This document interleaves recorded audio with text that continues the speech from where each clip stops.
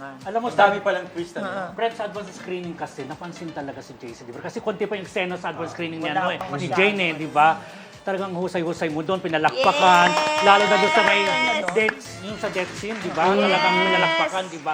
Ngayon ang tanong ko, umaasa ka bang magka-award na maging best actor ng Yun na. 2023? Ayan. Kilala nyo naman ako ever since hindi ako naghahabol ng kahit ano. I just do my work all the time.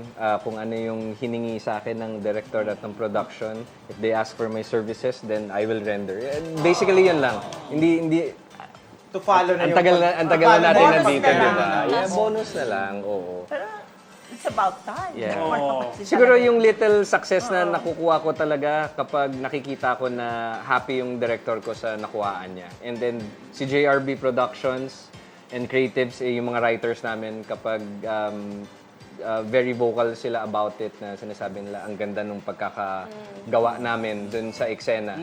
Yung little success na yun, parang alam mo yun, pakiramdam namin nanalo na rin kami na award.